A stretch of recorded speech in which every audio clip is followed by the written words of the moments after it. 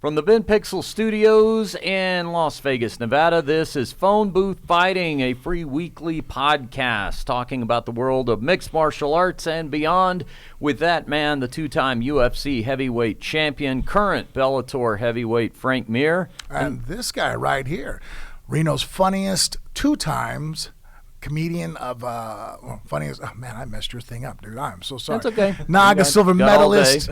Yeah. We have and mixed martial artist, retired but currently back into training for jiu-jitsu. That's right. And Richard Hunter. We have a special guest in studio. It is my last opponent, Frank. Darnell Glenn is here. Welcome to the studio, Darnell. How you doing? It's very appropriate that we have Darnell in studio because we're going to be talking about the Conor McGregor Cowboy Cerrone fight, and y'all was at the fight Saturday night.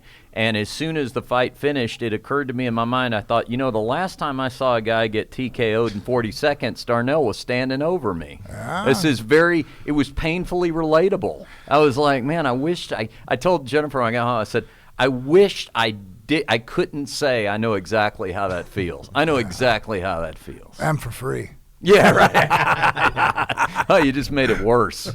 Anyway, but Darnell and I are good buddies. So, and he's going to keep fighting, which is great news because I hope you understand, Darnell. I mean, you think I'm just being nice to you, like trying to steer you, hey, go here, go there, get some training. But I need you to become very successful at this point because if somebody's going to beat me, I then need them to go on to great heights, right, yeah. Frank? That's what we hope for the people that 100%. defeat us. Trust me, you think anybody that used to play football with anybody they see on TV now on a Sunday, if they can say, that's the guy that ran me over back in a Friday night game in high school, you're going to tell people, it's a guy, I got trucked, but I got trucked by that guy. I used to love doing that. We played, I forgot the guy's name, but he was a running back for the Saints for a long time, and my team held him to under 100 yards in high school. And I go, see that? He did get 100 yards against us. Oh, and he's playing on Sunday, Yeah, look how that's worked out for him. He was a running.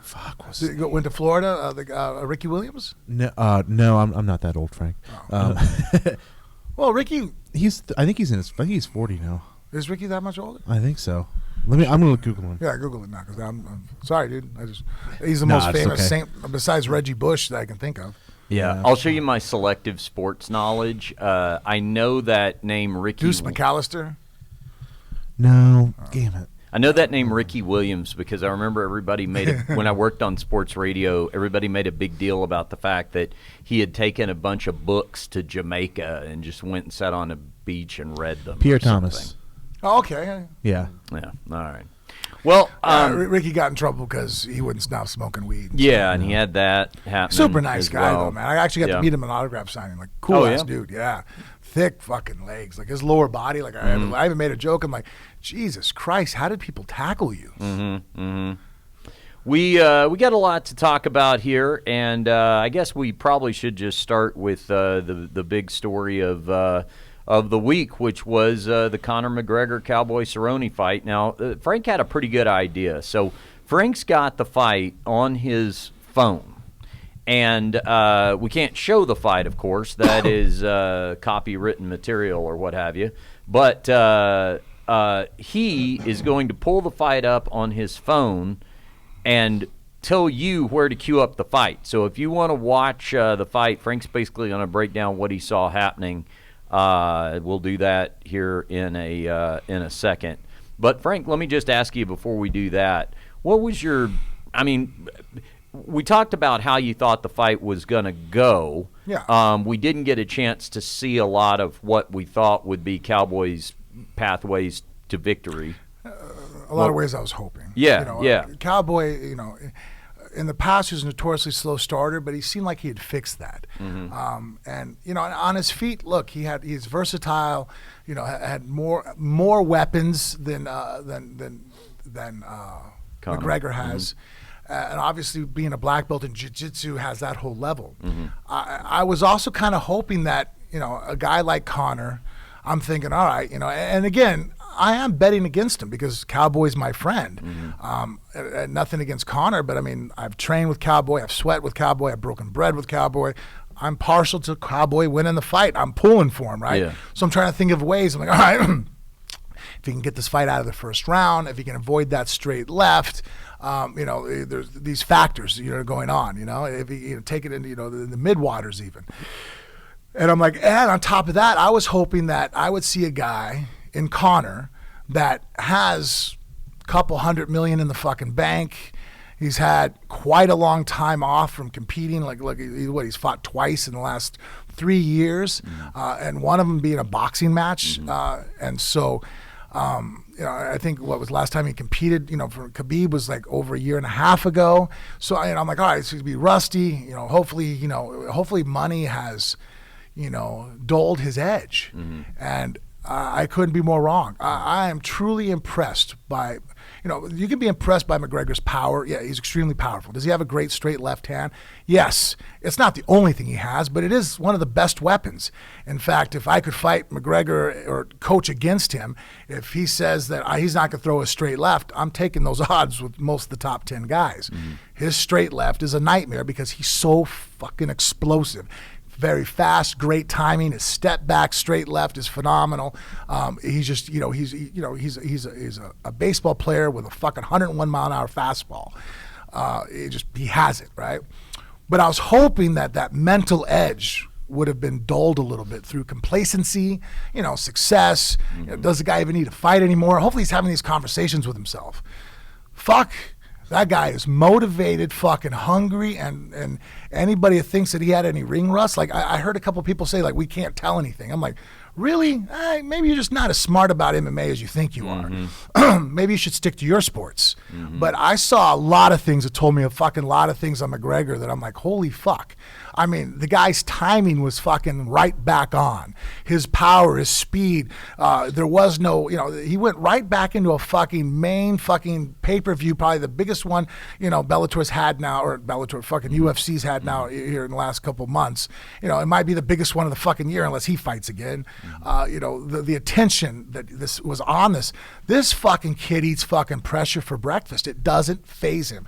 And he had every reason why. Like, if I had to throw curveballs at a motherfucker, this guy had all the curveballs thrown at him. That's why I was feeling like, as Cowboy's boy, I'm like, yeah, man, there's a lot of things going in our favor. He's got some legal issues that's fucking going on. He's coming off of 2 different losses. Obviously, and he's fucking wealthy. Like, I know people keep wondering why I'm pointing to that, but look, man, most fighters, to get us into the fucking cage or to fucking put our health on the line, are financially fucking driven. You know what I mean? Like, you tell most football players, like, hey, this is all for free now. League's gonna look a little different. You know what I mean? There's a lot of motherfuckers like, fuck you, I ain't doing this shit for free. You know what I mean? Not that they don't love the sport, but that's a motivating factor to put, when you start talking to a guy about, CTE and fucking head trauma, you're like, I'm gonna make a couple million, I'm good, dude, fuck it. You know what I mean? What, I lose the last 10, I don't give a shit, And as fighters, we're the same way, And I thought that would fucking, and look, guys, I'm saying this as a guy that was I'm rooting against him. He's fighting my friend.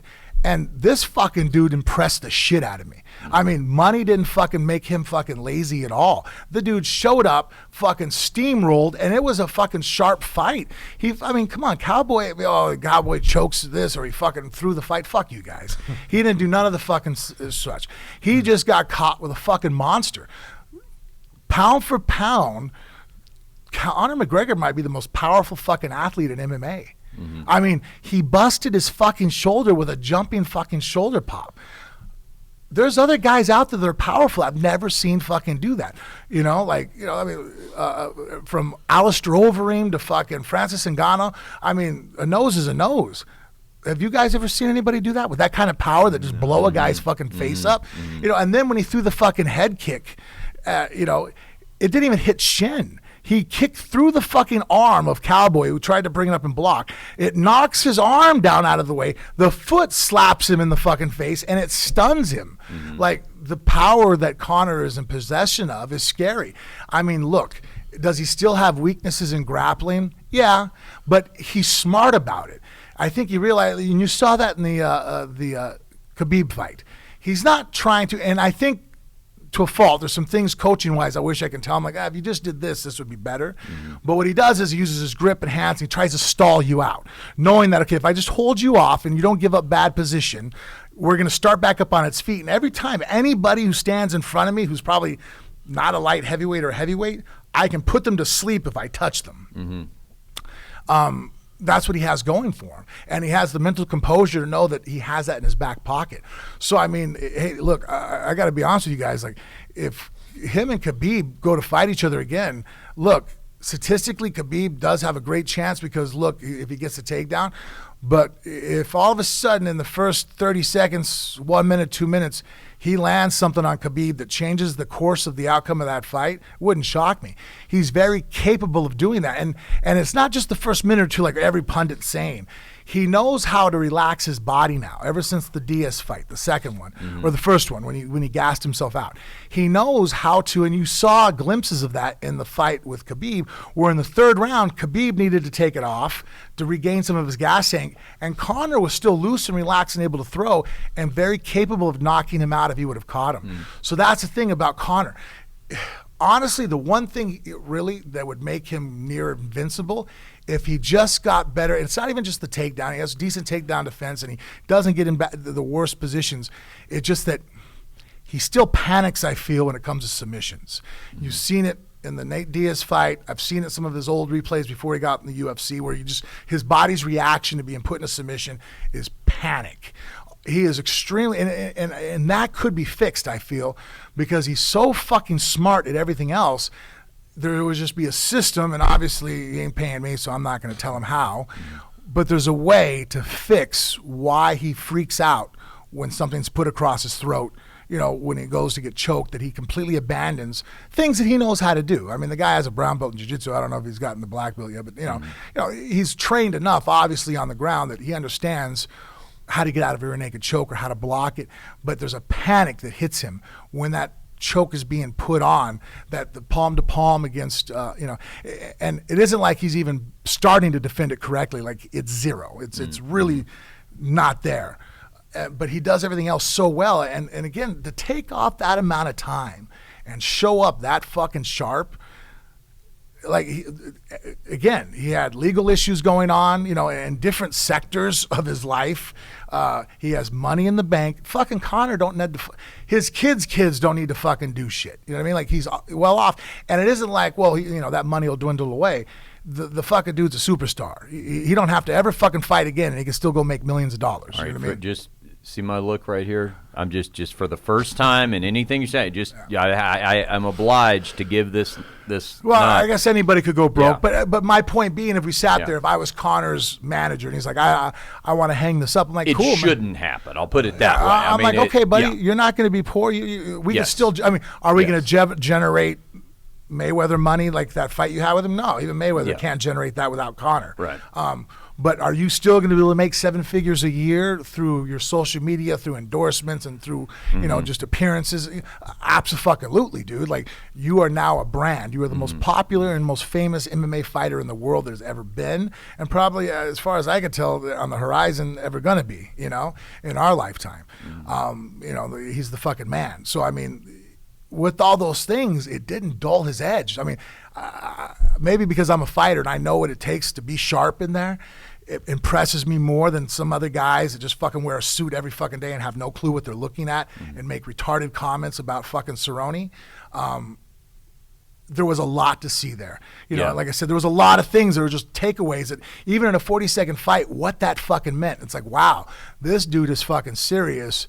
And wow. You know what I mean? Like, I don't think Usman's a good fight for him, because Usman, has a hell of a chin, strong, he could take him down. But a lot of other guys in the welterweight division, I think, hell, dude, if they make that Masvidal fight, I'm interested. You know what I mean? And guess what? I mean, even though Masvidal is technically, Masvidal's never made 45 in his life, I don't think, since he was out of elementary school or out of high school. But, his power, his speed, his timing, fucking Conor's the shit, man. Well, Dana, just talking about what's next for Conor, and if you want to cue up your video here, maybe we'll do your 40-second breakdown here. But, being at the post-fight press conference, Dana is all about making the rematch with Khabib, which I get. I know Jorge Masvidal was there. I know there's a lot of media support for that and fan support. Not that wouldn't be very compelling as well. I mean, I think I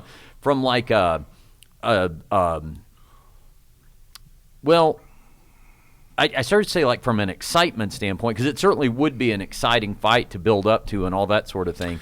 But Dana points out that the thing with Khabib, it is global. This is a fight that you could probably put into that new monstrosity of a stadium they're building over there across the highway. I guess if I was in Conor's corner, push the fight just enough that makes it look like Khabib doesn't want to give you the fight, so that could be the narrative. Mm-hmm. But I honestly wouldn't want that fight because still... If you're Conor. If I'm Conor. Yeah. Because still... the weakness that Conor's does have in the cage are Khabib's strengths. Oh, I understand. You know what I mean? So yeah. And so now he goes and he fights Khabib again, and let's say statistically that's a fight at 55 that I'm going, fuck. Mm-hmm. You know, I'd like to root for Conor on that one. Like, hey, I think the Masvidal fight is extremely, interesting fight because I think that he can beat the fuck out of Masvidal for quite a few rounds, and Masvidal won't go down. Yeah. I don't know when's the last time Masvidal's even fucking ever been knocked out. Mm-hmm. He'll get busted his ass up, and then the lead up to the fight I think would be phenomenal, much more upside. And he can win the BMF fucking title. Mm-hmm. That's still the one. I mean, there's two fights that I wouldn't want Conor to take, and that's the Ferguson or Khabib fight. I mean, anybody else. I mean, and then at welterweight, I mean, shit, there's a lot of fucking matchups there that statistically, it's like, I don't know. Like, Conor is fucking bigger than a title. Who gives a shit if he's a fucking welterweight champ or a fucking middleweight champ? Who gives a fuck? I would be all about just like the fight with Jorge. Those kind of fights where you have two guys who are going to build up and everybody's interested in seeing it and they're going to back and forth. I mean, they almost kind of did it here with the Cowboy fight. You grabbed a legend in the sport that everybody that loves, and then now you have Conor, and stylistically there's a lot of reasons why Conor was the favorite in the fight. I get it, but why match him up against somebody that isn't going to sell as well? I don't know. I mean, maybe it will. Wait, are you talking about Khabib? Yeah, I guess it does sell. I actually think that sells better. Because here's the thing. First of all, it's got the record.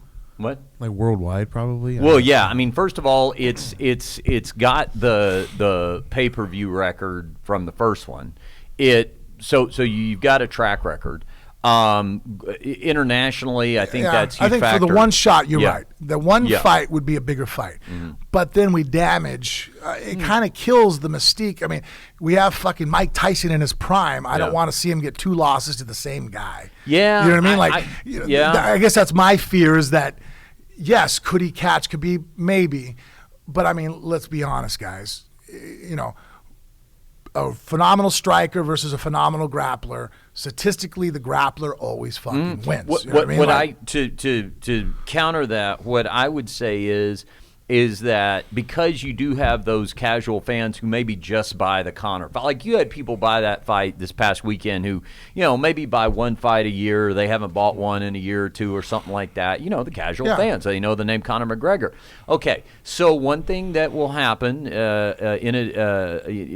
inevitably, is that after a fight like that, everybody's going to do the same thing they used to do when they would buy the Tyson pay-per-views and go, oh, man, I can't believe it didn't last any longer than that, and I paid all that money. So if you've got the fight with Khabib to market, now all of a sudden you've got a guy who's beaten him once. Yeah. So it's kind of No, I get it. And like I said, but I think that's it, though. You're taking a chance of shooting your shot. Yeah. Right? And I think it hurts his credibility. Whereas I think that, let's say the Masvidal fight is only 70% of what a Khabib fight would make it, right?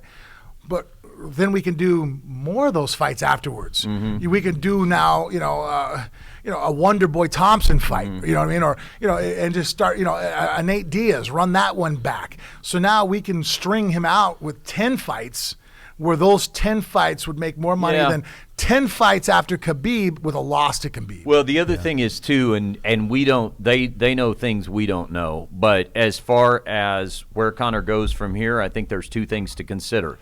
He's got that money, like you said, and he's going to have a lot of interest from boxing. Manny Pacquiao wants to box him now, and Floyd would probably do that again. Conor said something at the post-fight press conference. I tweeted about this. This is getting next to no attention. But I have been saying this for years, And Conor McGregor said it in his own words Saturday night. Somebody asked him about Floyd Mayweather, and his exact words were, Floyd is burning through cash fast, and he is far from retired. And that is Conor McGregor saying that Floyd Mayweather is trying his best to run out of money, and he may need to make money. And I've been saying that. It sounds crazy, but they can find a way to do it. And for that, and as quickly as Conor says that, and that's why I alluded to that earlier, hopefully he's noticing that from a cautionary standpoint, and making sure he doesn't do it himself. By the way, I just wanted to, because you brought it up, Jorge Masvidal was only TKO'd once, and it happened in 2008 by Rodrigo Dam. Yeah, see, so, I mean, that's a good matchup. I just feel like matchups like that where they're more marquee, and honestly, you know what, though? I don't think fucking Khabib will fight him again. Well, I think Khabib likes having the win over him. Yeah.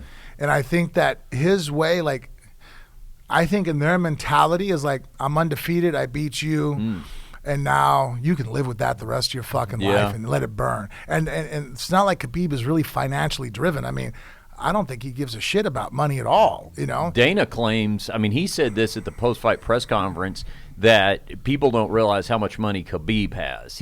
I believe Dana actually said the figure. He said he believed that Khabib had in excess of $50 million. Wow. How does that translate into quite well rubles or whatever? Yeah. No, I'm sure he's very well taken care of over there. Yeah, and so I think he's going to fight Ferguson because, and honestly, I think fucking Khabib's going to retire, guys. Yeah. Yeah. Do you think he retires after Ferguson? Yeah, I think he beats Ferguson. And now there's an argument that he's one of the best in the world ever because he has a victory over Conor. He has a victory over Ferguson. I mean, he's basically beat everybody at fucking light. I mean, name somebody that he didn't take out of super consequence. You're like, yeah, but he never fought. You've eliminated that argument. So now he gets to go down and retire and just become, and he likes being a role model. He likes, I think he gets more pride actually being the leader of the gym and being a mentor to the young fighters coming up, like his cousin and all those other guys, more so than he even likes being I don't really think Khabib likes limelight. I think that basically it was a means to an end. He wanted to become the UFC champ because in the MMA world, that's the equivalent of becoming a gold medalist. Yeah. I don't think he cared about standing on the podium. Does that make sense? Yeah. Right. He wanted to be a gold medalist. Wanted the achievement, but he didn't want to go on the podium. Recognition. Yeah. And I've hung out with Khabib when I was over there in Azerbaijan or Uzbekistan, and I'm just looking at a guy that his motivations are different than other people. The guy is a much more simple, humble warrior, and it's like the only reason, he's beat that challenge. That was why he wanted to fight Conor, because the challenge of showing that I'm better than you. The only way to get him to do a rematch is if somehow he honestly felt that Conor could beat him again. And I don't think that's the case. And so in his mind, he's only running it back for money, and it thrusts him into this limelight that he doesn't want to be in to begin with. I just, honestly, guys, I really think that Ferguson's a challenge, and so that woke up the beast inside Khabib. You know what I mean? Yes, that's a fight that, people want to see because, people aren't quite sure, like they are in most situations, that Khabib is going to steamroll Ferguson. They're like, there's a lot of guys that are going, well, Ferguson has a good shot at this. Yeah. And that is the kind of shit that entices him to go.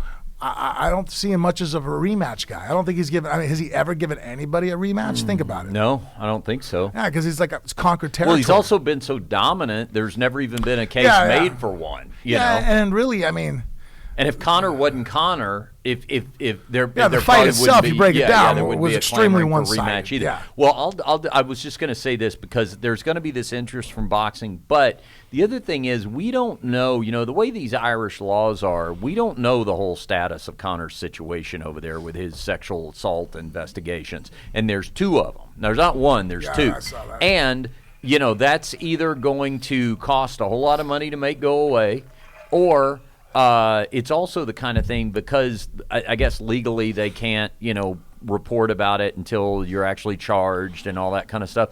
That could be the kind of thing where we don't hear anything about it, and all of a sudden one day, bam, a bombshell drops like this is happening. So there may be a thought like, hey, let's go ahead and get this. Let's get it done while we get it done, as far as the fight with Khabib. They may not be looking at 10 fight. Well, no, I mean he's got. I'm saying from the UFC standpoint, right? No, they I may think be looking at UFC it like, wants it. Yeah, I think Conor wants it. I mean, Conor, I get it why he wants it. I don't think you guys are convinced of Khabib to take it. What are you going to swing in front of him to make him go, okay, that's worth it to me? Mm-hmm. Money? He has money. He has more money than he needs. And he's not flashy. He's not fucking driving around in a Phantom and wearing a $45,000 fucking, hoobla. You know what I mean? Like, he's a simple fucking guy. I mean, when I went and hung out with him, I saw him. I mean, like, his clothing, his attire, he looks like a guy who, crew cuts his hair back, his religion, his faith with Islam, everything was very simple and clean and humble. And a guy, like, you got to figure if you're a promoter, like, what are you going to swing in front of the guy to get him to go after it? Like, and it wasn't like the fight was close and anybody's like, well, he caught you. Had Conor dropped him for at least 1 second, hit him, like how Michael Johnson did, I think that you could possibly convince Khabib to jump back in there. Because Khabib, is a bit of a fucking perfectionist, you know what I mean?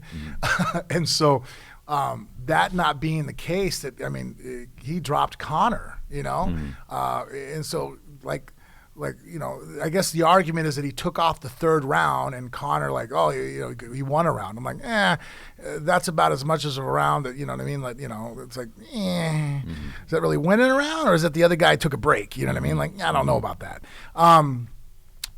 Conor has all the power in the world. His kicks, punches, fuck, man. The guy, he could hurt. He could catch him.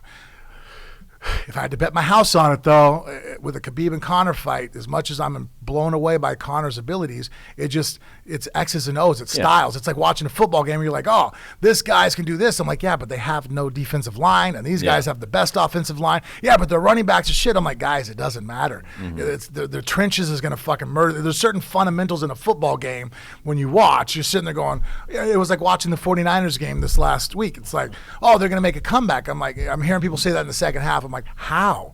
The fucking offensive line is fucking averaging whoever. Fuck, I could have averaged 10 yards of fucking carry in that game. You know what I mean? Like, it was unbelievable. You sit there and go, okay, well, this guy's. I'm like, all that is trivial because if you can't stop this, and that's the matchup with Conor and Khabib. And why don't you cue up your breakdown there so we can. Now, we'll be able to see this in studio, but basically what Frank's going to do, we're just going to do a little alternate fight commentary.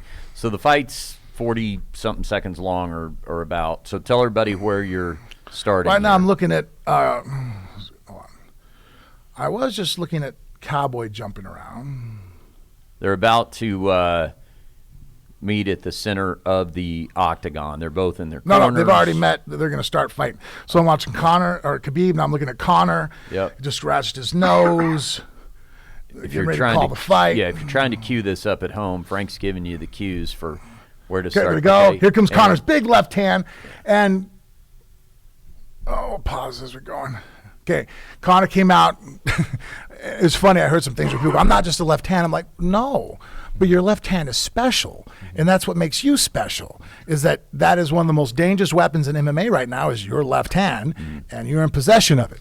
If I took away your left hand and we go back to your last 10 fights, your success might not be as dominant. You know what I mean? Like, that's, it's, I don't understand why he's upset about that. Like, I guess I just didn't understand that. He was like, oh, everybody, the critics say I'm just a left hand. No. You have a phenomenal left hand.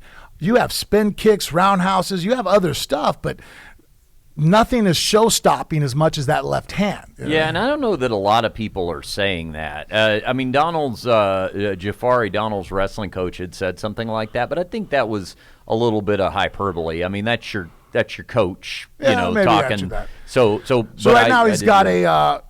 Conor has a wizard. He used his head perfectly to block. Great defensive wrestling.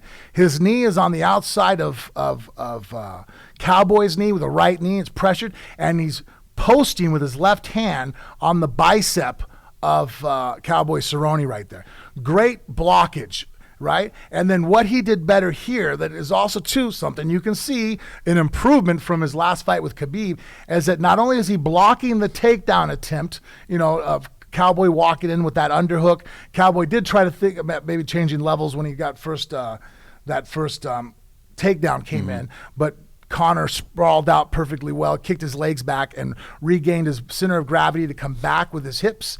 And so now Cowboy's just kind of, moving forward looking, but then he makes him pay for it, Conor does, by throwing these vicious there's a knee, and he threw those vicious shoulders. Now look, here's the part where Cowboy does a good job. He backed up. He just got blasted with some hard shoulder shots. And this is when people go, oh, he quit in the first 15 seconds. No, he didn't. Right now, he got shell-shocked. Wow, those are some hard shots. I wasn't expecting it. Cowboy's trying to regroup. He's now ranging with his jab to create distance. And now, as a fighter, you have to keep someone off you. You have to, it's called earn your respect. And right now, Conor is just running at him. Opening bell. So in Cowboy's mind, it's, what goes through my mind is get the fuck off me, right? Like I'm going to do something to you, whether it's a straight left hand, a power kick to the inside of your leg, maybe a knee up the middle. You have to do something as a fighter to earn your respect from the other guy. Be like, dude, you're not going to fucking walk me down. Just walk forward and throw shots. And so Cowboy decides to throw a very powerful roundhouse at Conor. Here it comes. Boom! Good shot. Now, Conor answered back. That tells me that even though Conor blocked it, he felt it. It was a good shot. Because what most guys do is when a guy kicks you, you can't let him just kick you. You have to make him pay for it. So Conor, great striker, goes, that fucking hurt. Fuck you, take this back. Now, he threw back the same exact shot, which in all my years of fighting, that's the biggest telltale sign for me to know, that bothered you. If I throw a leg kick and it hurts, guess what's probably coming back? Leg kick. You're fucking throwing a leg kick. It's just how people are. I don't know why we're wired that fucking way, but we are. Yeah.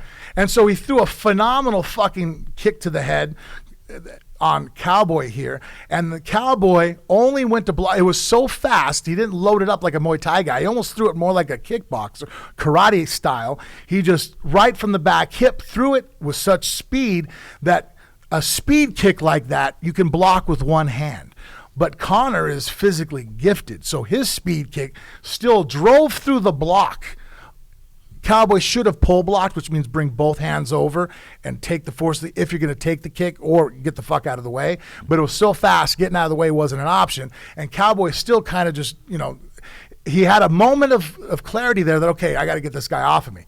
And then now Conor throws that roundhouse back, fucking goes through his guard, and then slaps him in the fucking chin, stuns him again. So now Cowboy's like, fuck, I just got rocked again.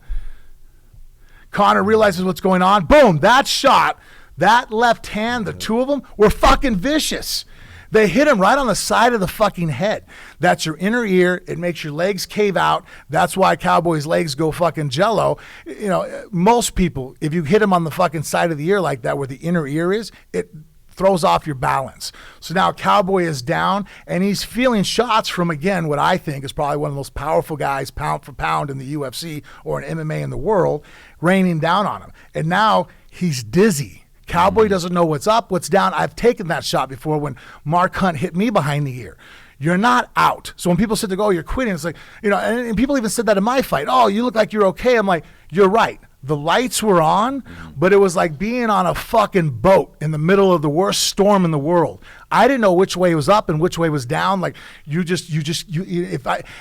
if anybody wants to know what that feels like at home, play the game of the baseball bat that everybody does during the seventh inning. Put your forehead on a baseball bat, run around in a circle for 30 seconds, and then try to fucking run. And you're like, I feel that's because your inner ear is fucked up. And that's exactly what's going on there. So when Cowboy's able to pull his hands up to protect himself, it's because he has no bearing on fucking balance. So now it's just survival instinct. And here he's taking shots and he's trying to possibly maybe see for an opening.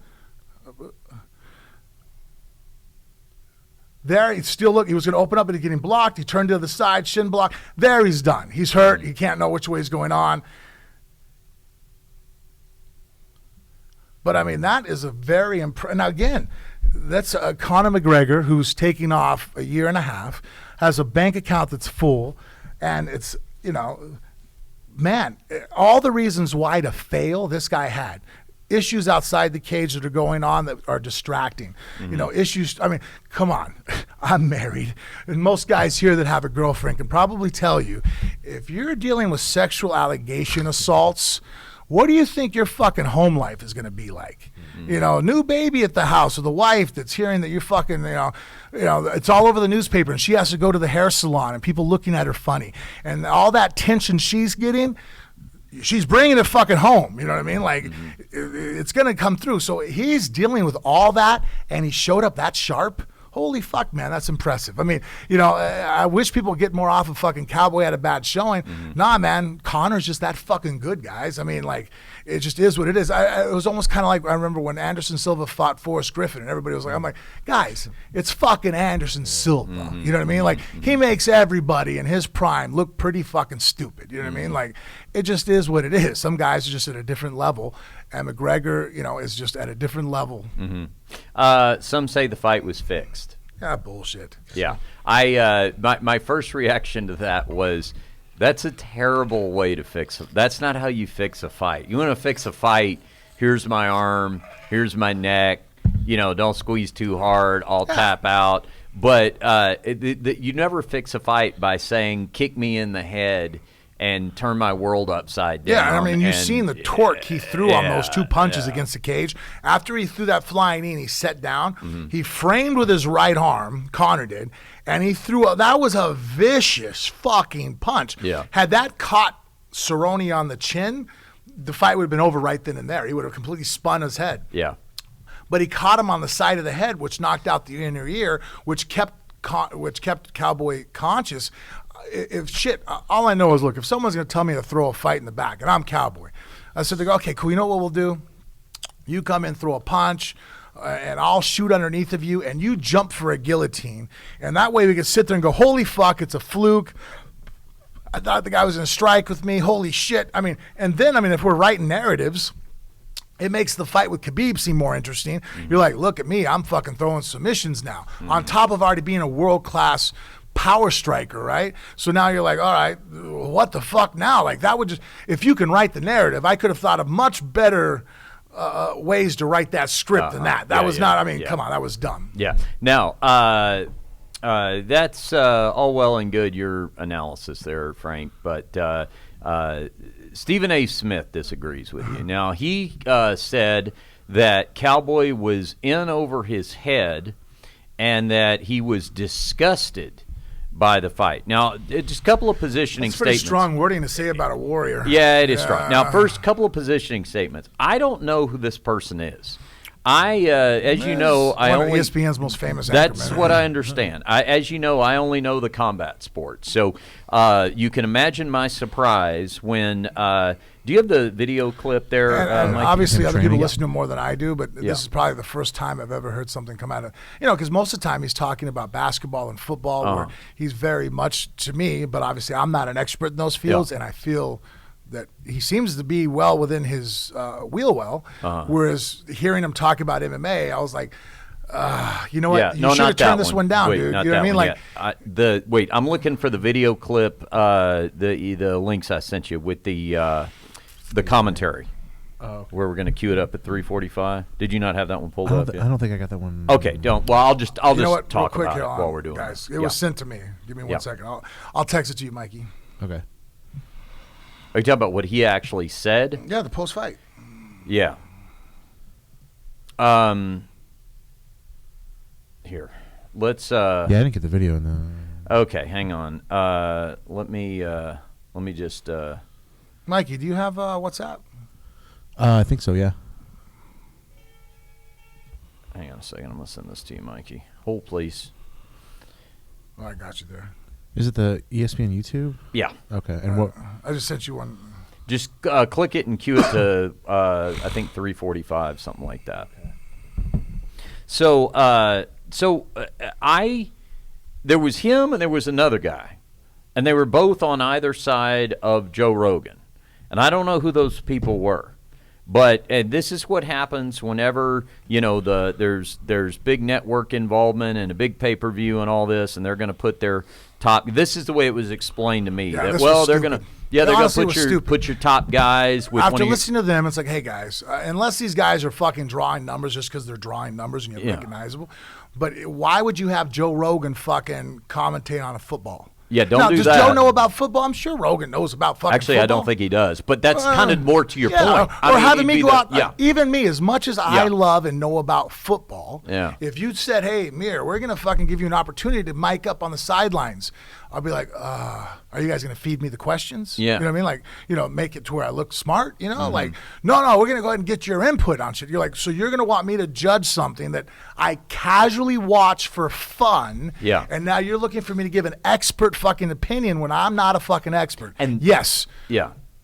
Whose fucking idea was this? And see, that's the problem. It's not even that they're going to have you down there to just ask softball questions. Hey, must have been good to get a win out there today. You're not doing that. They're like, no, get aggressive with your – tell them everything that they did wrong, And that's give your non-expert opinion. Yeah.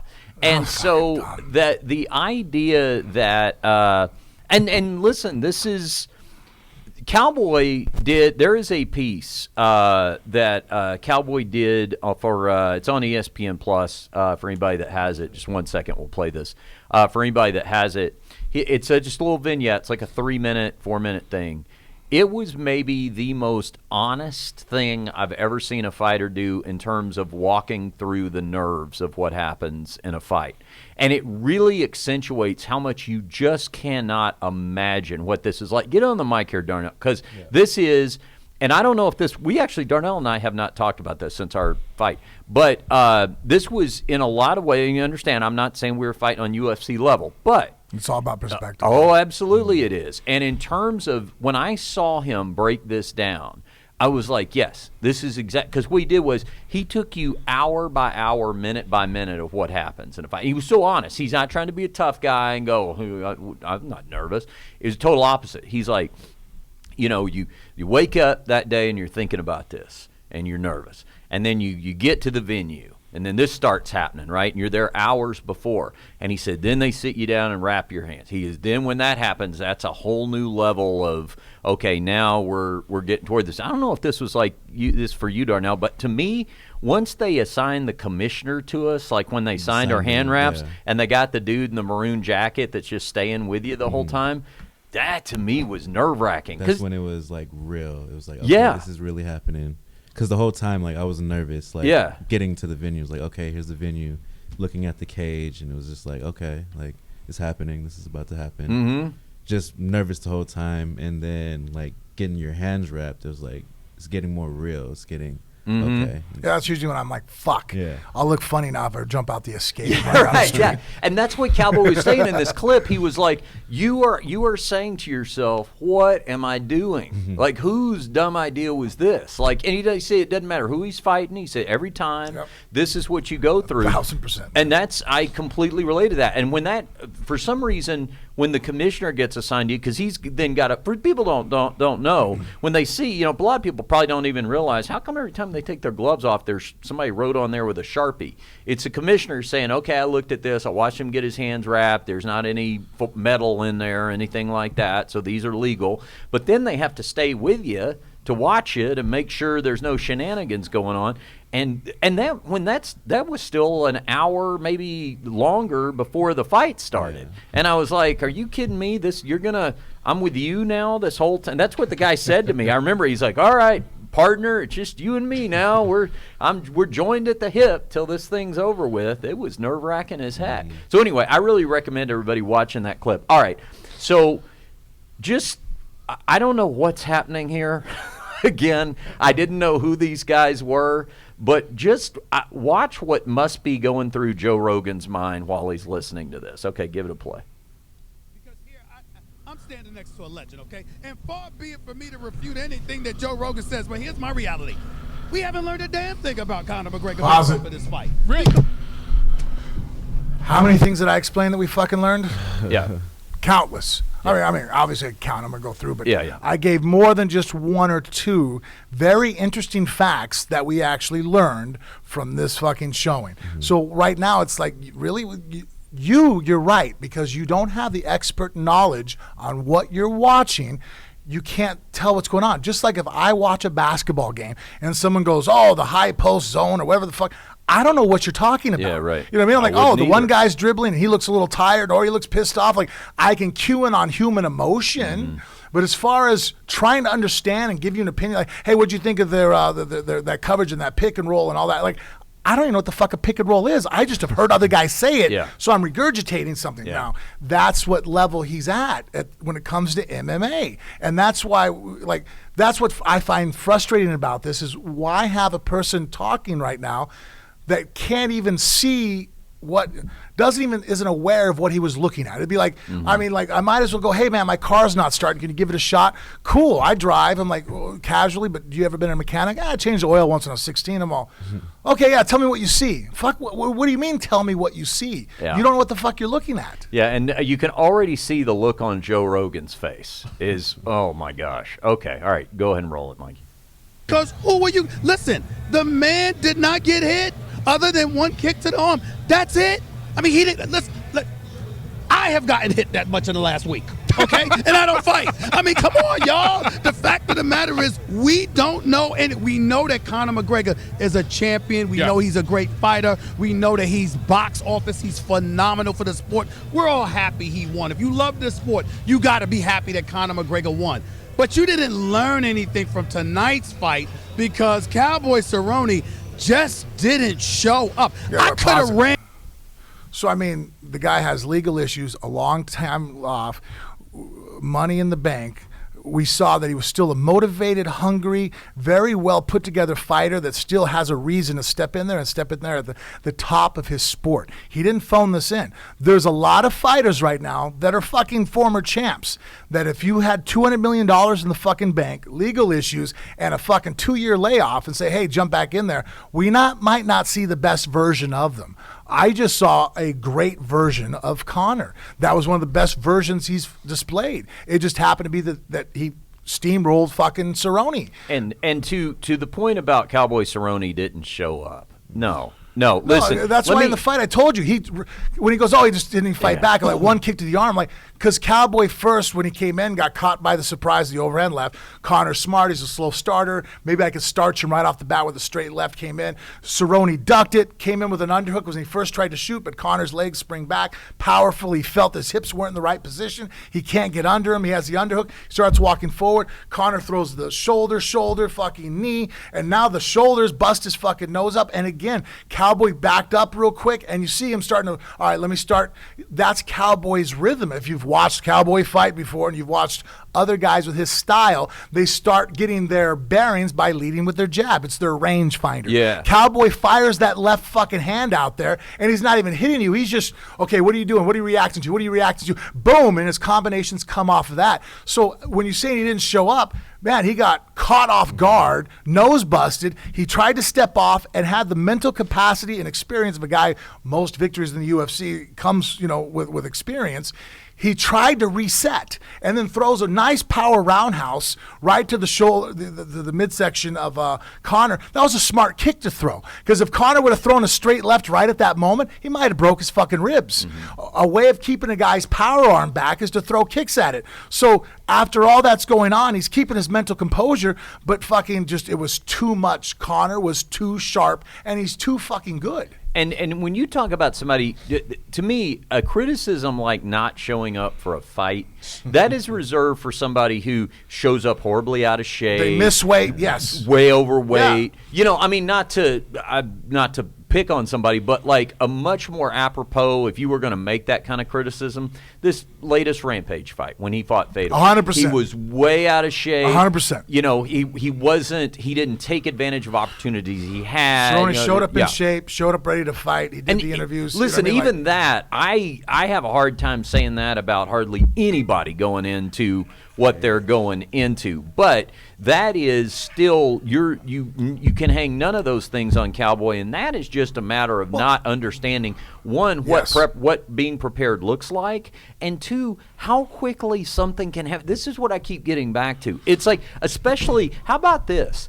as much of a veteran as Cowboy is, it's quite possible, and, maybe this is a question we'll ask Cowboy at some point next time he's on the show or whatever, but it is quite possible that in the span of those 40 seconds, Cowboy got hit with something, either whether it was the power of it or maybe the speed or the angle or whatever, that it might have clicked in his mind, wow, this is a new this right here maybe has never exactly happened to me this way before. Okay, so I've got I like the way you're talking, because I hate it when guys sit there and go, oh, the other guy didn't perform, the other guy didn't show up. I'm like, okay, if the guy showed up like Quentin did, you're right, make those arguments. But to me, it steals thunder away from Conor. Yeah, right. It's like, hey man, this guy's ability to show up and show no ring rust, his mental capacity, his discipline to stay focused and train hard with all the amenities. I mean, come on, man. Think about it. If you're Conor's fucking coach, how much money do you think you're making? You're probably the highest paid fucking coach in MMA if you're his coach. Mm-hmm.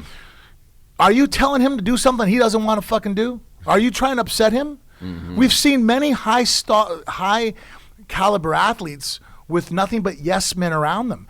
And somehow Conor has avoided that pitfall. Mm-hmm. So once again, it's like, guys, let's give credit where credit's fucking due. Instead of bashing on Cowboy tried. There's a reason why Conor is fucking Conor McGregor. The motherfucker is fucking good. Yeah. All right, roll it here, Mikey. And for 40 seconds. I disagree. We learned he rises to the occasion. We learned he could put Cowboy away. We learned that he could land a head kick. We learned that he could beat him down. Okay. We learned that this guy performs when the lights are on him. We already knew that. But we learned that he was focused, and we saw I've been aware of his training. He was in tip-top shape for this. Yes. And he was treating this like this is a potential resurrection of his career. Yeah. Nurmagomedov took it serious. Humiliated. Floyd Mayweather humiliated him. So there's 2 humiliating losses in a row. This was his return, and it was a pretty significant return. I could stand corrected on that, because what he's saying is when you look at what Conor McGregor did, you can take something from seeing what he did based on what he's done in the past. He was knocking guys out in the past with his fist. This time it was a leg kick. It was the shoulder. So that's something new. All I'm alluding to. to. Pause it real quick. All right, guys. Everybody probably, I don't know if I've said this, because I remember doing this shit for 4 fucking years. In fact, this was a big argument between my wife and I one time. A roundhouse off the backside, right? We call it a roundhouse. Muay Thai guys throw it, right? When you throw it to the leg, it's a fucking leg kick, because you're kicking someone in the fucking leg. Said roundhouse, when aimed at the body, becomes a body kick. And if you throw it to the fucking head, it's called a head kick. Yeah. Just because you're kicking with your fucking leg as a roundhouse, you don't call it a leg kick to the head. That's what basically what's that? Well, yeah, every what kick wouldn't be a fucking. Yeah. I'm like, can you show me a non-leg kick then? Because I'm interested to see that. Like, unless it's fucking John Holmes fucking here and do some kind of weird slap on me.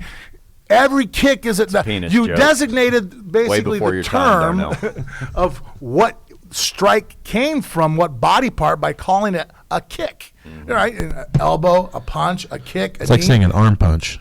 Exactly. Right. Yeah. Well, and even that kind of can have a significance, because you can sit there and go, well, an arm punch means you only used your arm to punch. You didn't throw your whole body behind it. So, I mean, but it'd be saying like it's a hand punch. It's like, well, no shit. What the fuck else do you punch with? You know what I mean? Like, all right, a hand punch to the face, hand punch. It's like, no, dumbass, that doesn't sound right. Well, so, and to me, that's other subtle clue that says you're out of your element, man. This isn't it. So I guess, and I don't fault Smith for being out of his element. He's a fan of the sport. He's obviously not an expert on it. But when I'm not an expert on something, I tend to keep my fucking mouth shut and choose my words carefully. Look, I go sit at football games with my Cage son, right? Son Cage. I sit. One of the guys I work with in the morning, the father of one of Cage's best friends, his name is Mike, right? Mike's been football coach for 30 fucking years. He coaches his Centennial, defensive coach. The dude is very fucking smart at explaining, like, we're watching the plays. He goes, oh, they're in this zone. The numbers, he goes, it's a numbers game. Blah, blah, blah, blah. This is what's going to happen. He tells me the fucking, like, I'm watching the game, and I'm like, well, I'm like, fuck, man. He goes, yeah, as soon as they line up, I can tell you what's going on or what should have happened and explaining why and this and that. And now, I understand about body mechanics, timing. I understand the strategies of warfare, as far as the psychological aspects. But I don't sit there and have, like, at that point, I'm like, oh, so when the DN shoots off on the outside shoulder of the tackle like that, if he's always taking the outside route, I see why if the quarterback just takes one step forward, you override him. So sometimes you have to push it. So I get it. So when he's talking, I know I can ask cool questions and maybe give, I can add to the conversation, but I realize that I'm not the expert in that conversation. Does that make sense? Yeah. So I feel like when he came in there, it's like, being there like, wow, this and that, like, he should have turned it around. Like, I feel like there was it would have been I could have handled it. If you put me in that same scenario in a football game or a soccer match, I could go out there as a commentator, but you would see me take a whole different approach of like, wow, you know what? When I saw this was interesting. Why are they doing that? You become the fucking ask the question guy. Well, I was going to say he should be setting up Joe. Yeah, Rogan. that's yes, right. Yeah, exactly. Not fucking Joe Rogan setting him up. That's Right. just. I don't know. And this is why this came off. And I think Smith's obviously a super fucking smart guy, knowledgeable and passionate about other sports. He's just not knowledgeable here. And no knowledge and a lot of fucking confidence about something is the problem I have with most people in the world. Yeah. You know what I mean? Like, it looks stupid. Like, when you're confident without knowledge and experience, like, that's just a bad combination. Yeah, this reminded me of when I worked at the Bunny Ranch. When I would be up in Reno. As a person, not the. No. Yeah. That was the least successful prostitute ever. When I worked up there, if I'd be up there while a big fight was going on or something up there in the Reno area, I'd go out, find a place to watch the fight or whatever. So I remember one time Dennis, the deceased owner of the Bunny Ranch, Dennis, brought, he'd go out and watch fights with me or whatever. Of course, wherever he went, he always had to have 4 or 5 hookers with him, So he brings all these girls to we went to some sports bar, watch fight, right? So I'm sitting there, and he sits one of them down next to me. And she is going on and on. She's one of those that just knew everything about everything, right? And a sudden expert on everything. My favorite kind of people. And what I remember distinctly is that I don't even remember I remember Uriah Faber was fighting, and Faber got beaten. I think he lost a decision, but the whole time she's explaining to the table quite loudly about how Uriah Faber just has not been properly trained for this fight and all the mechanical things he was doing wrong. And at one point she was referring to some sort of eagle claw technique that the other fighter was using. I mean, it was absurd. Dennis was so amused because he could just see steam coming out of my ears while I'm having to sit there with this going on, right next to me. But my point being that it sounded like somebody professing expertise on something that they clearly didn't know. And you're absolutely right, Mikey. Like, even if he had looked at Joe Rogan and said, Joe, did it seem like Cowboy was prepared for this fight? That's okay, because you're asking the question and Joe can give you the intelligent response to that if you feel like that's a question that needs to be addressed.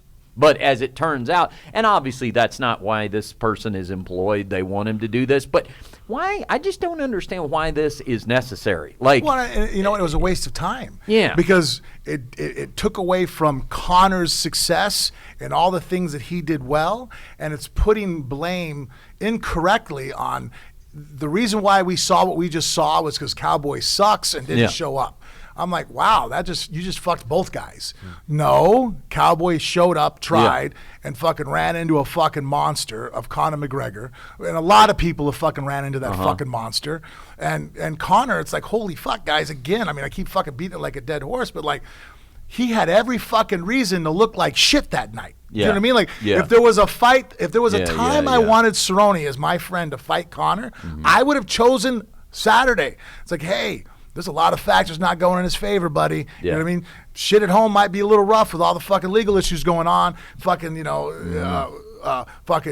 got a lot of money. He's probably fucking comfortable. I mean, how hard is this fucking rich motherfucker training? How hungry can this motherfucker really be? Does he really even need to fight anymore? Does he give a fuck? I mean, all these things that Conor came out and goes, fuck you, yes. Whatever problems he might be having, that dude cold fucking is able to shut it all out and show up and fucking perform under any circumstances. Because he showed up under some pretty shitty fucking circumstances. You know, like Conor had a lot of reasons why he should have, not even have lost the fight, but not looked great. Had Conor looked bad on Saturday and even pulled the victory off, right? But if he looked like shit the first 3 or 4 minutes and had to get his timing on and this and that, would have anybody really faulted him? No, you'd have been like, look, this motherfucker's last fucking victory was 3 years ago. Yeah. The last time he won a fight because, that was, he fought fucking then Mayweather and took time off for that. Then he fights Khabib, you know what I mean? Like, and even being in the ring, like this guy has a lot of shit going on. I mean, he's the most famous mixed martial artist in the world. And for the PR, he's dragged fucking everywhere. There's another thing he has to deal with that most other fighters don't have to deal with. And he dealt with it better than, holy shit, the dude looks like he's fucking the Terminator as far as psychological, ability to endure. It's like, I don't give a shit what's going on. Well, I was talking to George and Goes over at MMA Junkie about this, and, they were saying, because they watch other sports, and they were kind of explaining to me who this Stephen A. Smith guy is and all that. And they were saying, well, probably from ESPN's perspective, they were putting like the guy who's kind of the voice of the common man on there because a lot of the common viewer is going to be thinking. They should have been asking questions. Well, that the common person's going to be thinking, "Damn, that was over too quick." I'm really disappointed or whatever. And I said, okay, maybe that's the case, but instead of giving a platform to that ill-informed point of view. Instead of that, why not have Daniel Cormier or you? Or there's a number of other fighters. I found it fucking super disrespectful. Well, yeah, because if we were in the fucking Super Bowl and I saw Daniel fucking Cormier at the sideline, football players, football fans would go fucking insane. Yeah. Now Conor or DC being in that situation. That's who should have been fucking standing there. You have a guy who has all the experience in the world, former fucking champion, fucking 2 different weight classes, one of the most dominant fighters in our sport, and he's smart and articulate and can explain the shit. Why the fuck wasn't he in that position? Yeah. Or fuck me. There's so many other guys who could have fucking knocked that out of the park that are known in our world, that have paid the price for our world. This is mixed martial arts. Yeah. The fact that it was fucking a football guy or Stephen A. Smith is great, but like he would be just as fucking offended if the next time you see the Lakers and the Clippers playing and you see me fucking standing there fucking going, well, I really don't agree with that fucking drive. I mean, they gave up 8 points. Well, what were you guys doing? Like, why wouldn't you fucking score again? And you'd be like, dude, shut the fuck up. Anybody can make hyperbolic statements. Like you could say, I got more wads of paper in the garbage can this week than that team got baskets in the bucket or what. Like you could say that, but that doesn't really mean anything. No, that didn't really happen. No quality information, which I thought that's the point of this. Well, to bring it a little closer to home, though, there was a lot of criticism for Stephen A. Smith, but I don't know if you saw this or not, Frank. Our former producer, Travis, challenged Stephen A. Smith to a fight. Do you have that tweet for me, Mikey? I don't know if you saw this or not. All right, that's from Travis, our former producer who was here before Mikey was here. What does that tweet say there, Frank?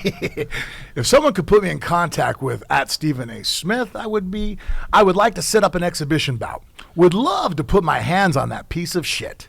I do not understand why he's employed or who listens to him. But he's a punk-ass chump and needs to be taught respect. Oh, boy. Now, we have to explain. For long-time listeners of Phone Booth Fighting, I love you, Travis. They'll know Travis. Travis is a good friend of Cowboy Cerrone, so obviously he's going to take this criticism a little more personally than a lot would. But that being said, if you're fans of Conor, you should be pissed off about that. Well, yeah, exactly. You know what I mean? Can you imagine? This is what he did. You gave me my opportunity to go to bat. I stand up on the fucking the plate, right? I swing, I hit the ball, I hit it out of the fucking park, I win the fucking game. And all you guys want to fucking talk about is how shitty the pitcher is. I'm like, really? He's a Major League Baseball player. He's a Hall of Fame. He has records here, and here. Nah, he fucking sucked. I'm like, really, that was still a 95-mile-an-hour fastball. Threw it right over the plate. Yeah. It's like, are you seeing what I'm fucking seeing? I just happen to fucking have, it's like whatever. And so like it takes away from the guy who does well. To me, applaud fucking Conor. I gave you fucking 10 different fucking reasons at least of what he had to overcome to show up and be that fucking sharp and look that good. And he fought a guy who is fucking dangerous in fucking Cowboy. Well, I mean, Travis issued that challenge, but I don't know if he's retracted it yet or not after this footage of Stephen A. Smith hitting the pads came out. Have you seen this yet, Frank? No, he's fucking around. That's not real. I mean, did he play any sports? Wait a minute. He played sports of some sort, right, when he was a kid? I'm not sure. Let me look him up. Now, this, Frank, I'm not sure how old this footage is. This is Stephen A. Smith working the pads here. Somebody pointed out, I don't know what that low punch is that he's leading with. Somebody said that was like a dick punch. But punch. Somebody, I thought, had the best analysis, though. Maybe this is the strategy that plays into it. Somebody said that he's training in case Cowboy and his son attack him at the same time. All right. What his trainer is trying to do is by throwing that punch low like that, all he's really trying to do is it's not really focusing on that being a punch. He's trying to get Stephen A. Smith to rotate his shoulders. So he wants that left shoulder forward. So the easiest way he's probably found to convince him is like, hey, touch my mitt.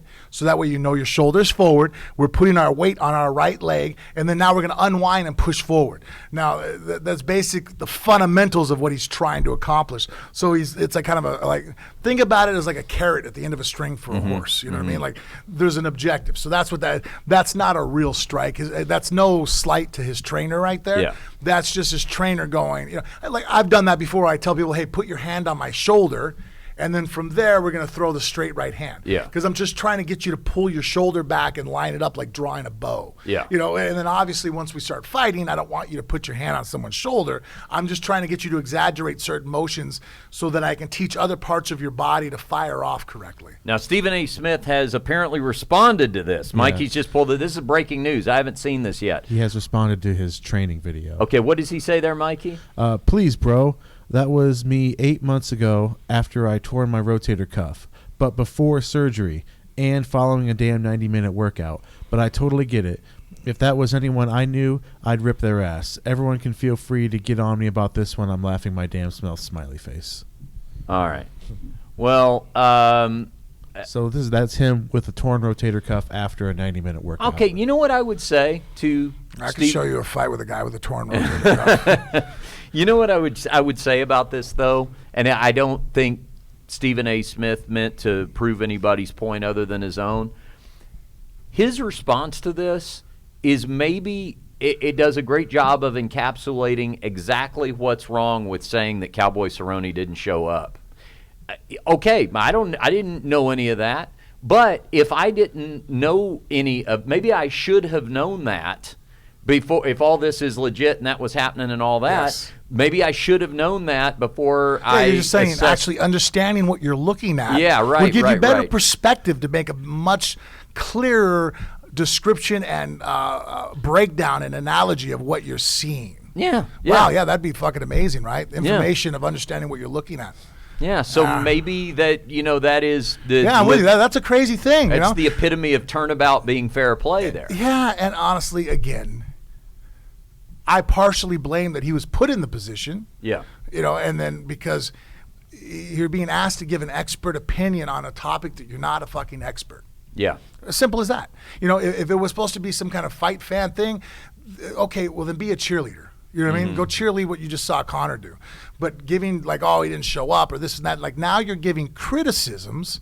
And I think a criticism at that point should be left up to an analyst who is an expert on what they're analyzing. Because if it's just a fan giving their knee-jerk reaction, then fuck, man. Tom Brady was in the fucking audience. He's way more famous than Stephen A. Smith. Fucking mic his ass up and see what he had to say. I'm sure if you're talking about just pure interest of what the common non-fighter was thinking, that would have drawn more attention. You know what I mean? Like, oh, okay.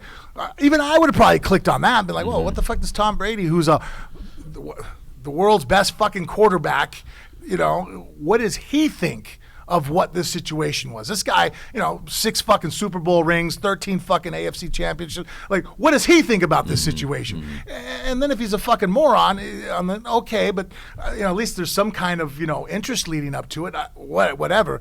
Yeah. But again, I wouldn't go fucking critique an archery competition. I don't know shit about it. You know what I mean? Like, even as much as I know about guns, I like to go shoot.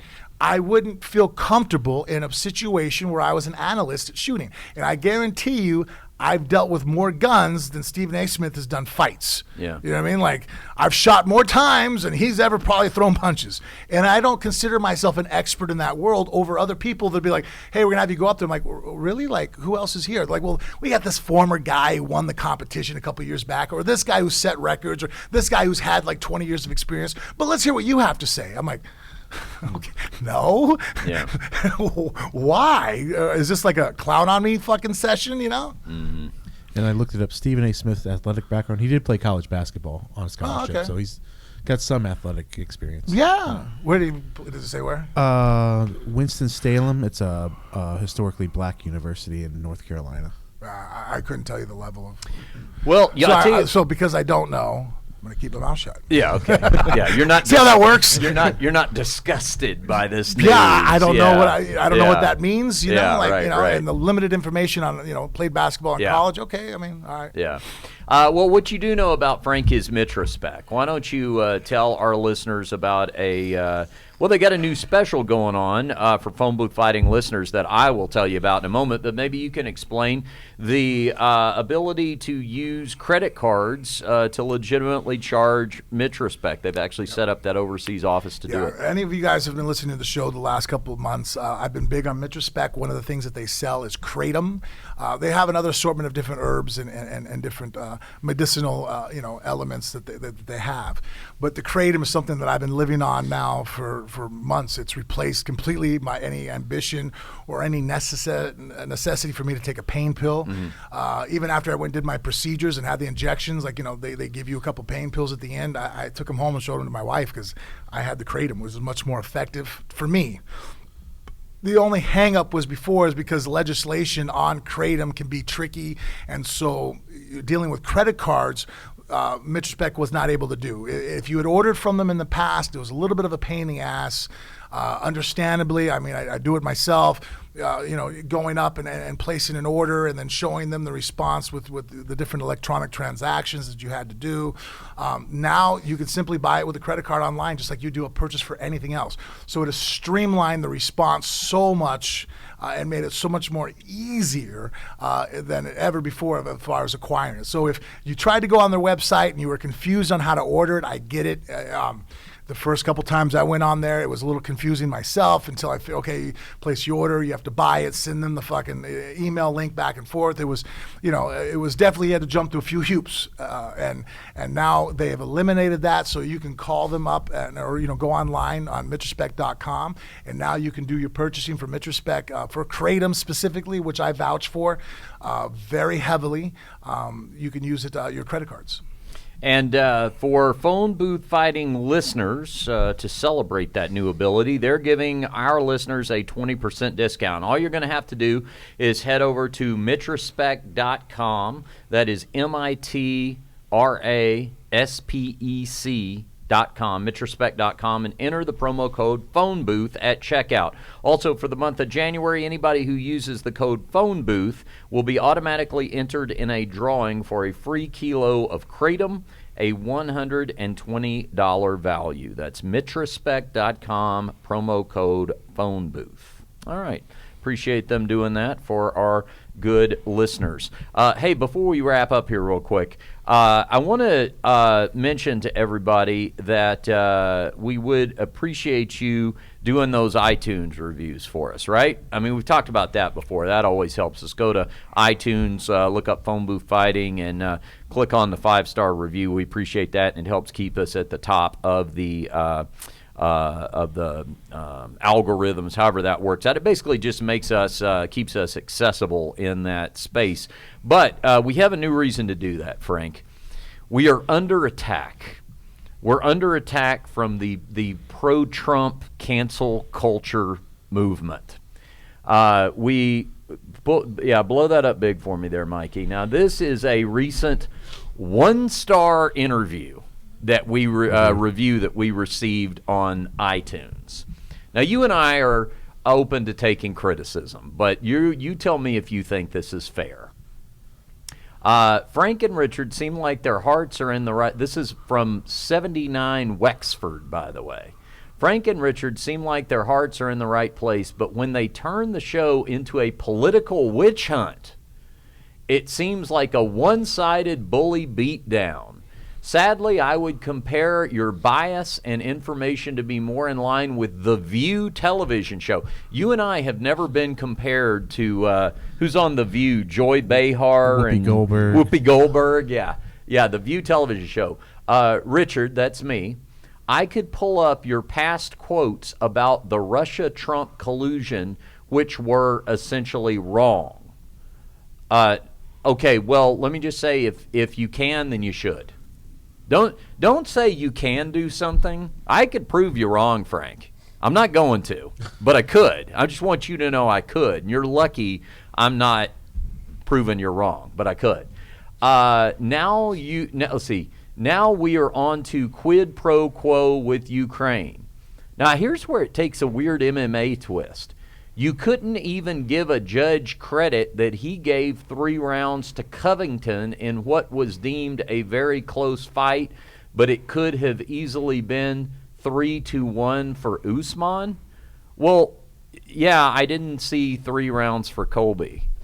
I think one judge might have, but the others didn't. I don't even understand what that is. I think he's mad that I said that the guy who likes Trump lost a fight against Kamaru Usman. All right, then he continues. Let's see what happens with the upcoming Bar Durham and criminal investigation, but I don't think that will matter to you. I actually liked your show, but fellas, you ruined it for me with episode 256.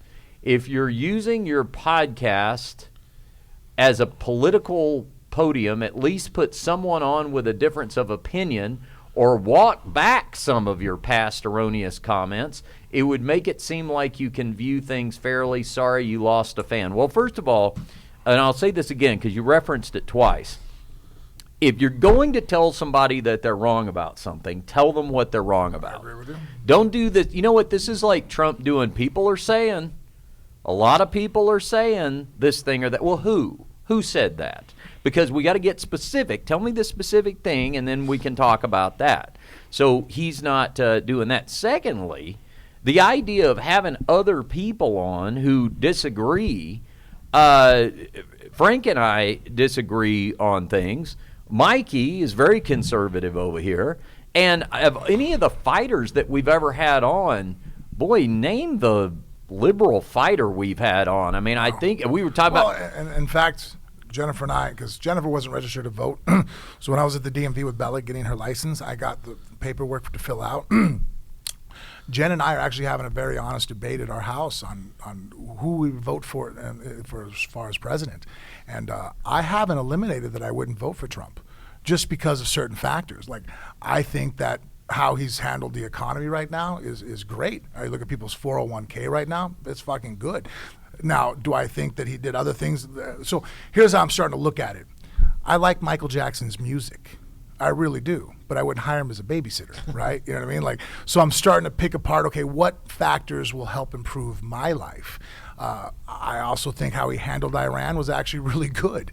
In fact, it actually showed me that I need to be less fearful of us going to war than we really thought ourselves. Iran completely blinked and showed that they know they're no match for us. I mean, he basically punked him. The guy that he fucking blew up needed to be blown the fuck up. And then their response afterwards to throw a few missiles after warning us, by the way, we're going to shoot this shit up just so we don't lose face and not kill one fucking American, shows exactly how they wanted to handle that. Like, they want to pretend they were tough, but when it came down to killing somebody, they weren't prepared to do so. Okay. And incite our rage because they realized what would happen. And rather than do what this guy just did and tell you I could tell you that you're wrong. I'm not going to, but I could. I could point out things, Frank, and show you where you're wrong. I won't, but I could. I'm going to point out where I think you're wrong. Number one, that tax cut is unfunded. That is a payday loan. And so when you go, if any of us go to one of these high-interest loan places today, and we take out a loan that is not going to come due for 60 days, we're going to feel good for the short term. When that bill comes due, if we didn't budget for it, if we basically overextended ourselves to make that happen, it's going to hurt on the back end. That's one. And on Iran, here's the issue with that. Not whether or not we took out a bad person, but when it was authorized, when Trump talked about doing that, and what his basis was for doing it, because he's got to have a basis for doing it, and it can't just be that it's a bad guy, particularly when it's on somebody else's sovereign soil. Can't? Because that's a war crime. You can't. But this guy's killed Americans. Yes, don't we have authorization to protect our own troops? That's what Donald Trump has. The presidents have, like, he can act immediately to protect our own troops, like not so much as a declaration of war. He can't bomb a whole country, right? But that's what the attack on the embassy in Iraq was led by this guy, and that's where he has to protect. He has the right to protect. But here's the problem, though. Here's the problem, though. Yeah. If Trump has authorized that attack prior to that attack on the embassy. Then, did he, though? I thought it was in response to the. No, that's an open-ended question. So that's being in theory, asked. he did. So there's no proof that he didn't. Well, there's also no proof that he did, because in fairness, what I'm saying is Trump himself said that he had information that there was an imminent threat, and that's the key. There has to be an imminent threat. Okay. So Trump said there was an imminent threat to 4 embassies. His own defense secretary won't back that up. His own defense secretary said, I've not seen intelligence to show that. So, and look, I'm not saying it's conclusive either way. He actually came out verbally and said that, because the last time I saw was that they're not releasing it. No. Which I can understand. The defense, if we give out how we got, just if I sit there and go, hey, I know what you did. Well, how do you know? Well, if I tell you how I know, then I might be giving up how I'm going to find out other shit about you, like spy network and lines of information. Maybe. Yeah, maybe. But what I'm saying is the defense secretary said that he did not see intelligence to that effect. Trump said that's what he believed. So you're talking about, and I'm not saying it's conclusive, but what I'm saying is this is a legitimate debate to have, because it's not always black and white in terms of, it's like people who jump to when you start talking about, well, was this the right move at the right time, and people start going, oh, you're in love with terrorists. Well, and no. These Iran guys are taking over fucking ships, jumping on, our UK, our allies, different rigs. And I think that they were kind of acting ballsy and fucking slapped him in the face, you know what I mean? And did so in a very intelligent way, because look, nobody innocent got killed. It wasn't like he bombed the guy while he was still in Iran. The dumbass fucking flew to Baghdad to be up to no good. I mean, look, past history of what you've done, actions is probably a good indication of future behavior. Mm-hmm. You know what I mean? Like your past behavior. I'm sure he wasn't there looking for fucking recipes to help out his fucking cooking, right? Mm-hmm. The guy, that's what he is. He's a general that sets up different fucking militias in areas that are anti-American. So this asshole was there to do fucked up shit. And I mean, wow, they blew him the fuck up and didn't hurt nobody else. Like, that's pretty fucking nice precision. And then it kind of, I feel, really put Iran in its place. Who I think they started fucking, some fighters get a little too confident. Like, dude, you're reading your own press lines. Mm-hmm. I think Iran, with the fact they have no fucking Air Force and different factors, really felt like we don't got a war with them. I'm like, really? You got a revolver. I got a fucking Abram. What the fuck? I'll go to war with you any day of the week, buddy. Sure. And in fact, they shot their own fucking plane out of the fucking air, showing how unqualified they are at war. Inept. Another thing, though, that you have to consider as well, and this is not a black and white issue, but Iraq is an ally. And when you execute an assassination like that on somebody else's sovereign soil, you also have to take into account how that destabilizes their sovereignty. So I'll give you an example of it. Now, technically, that's what we did to Osama bin Laden. But it was Osama bin Laden. So we killed him, and then we looked at Pakistan and we're like, dare you to say something, and they didn't say anything. I get that. That's Osama bin Laden. Maybe you could make the same case here. But well, you're going to need make a case. But you're going to need to make that case. Well, I mean, here, killing Osama bin Laden, I feel, Osama bin Laden, as far as what I understood at the time, was really not much of a threat anymore. I mean, still a threat, still a symbol, and killing him was for past crimes, and making a statement. Like, there's a whole thing. But as far as like, well, how many American lives is this going to save by killing this guy? I think killing Salami, an argument could be made that we saved more lives by killing that general than we did by killing Osama bin Laden. Yes, but that's not for potential future crimes. That's not the argument we make in front of the world. Well, I just say he's a guy who's still in his prime. I get it. Fucking doing evil shit. This guy's in control. He's the second most powerful guy in Iran. He is like basically ahead of the infrastructure. He's setting up in different areas, going around. I'm like, all right, well, this guy is still a shaker and a mover. Bin Laden was fucking retired, fucking hiding in a fucking room. You know what I mean?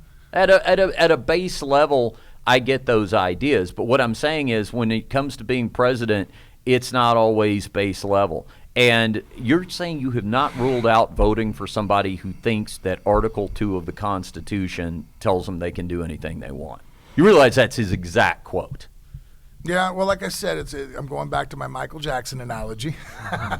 But that's not even his personal. I don't care anything about that either. I'm talking about what he thinks that being president is.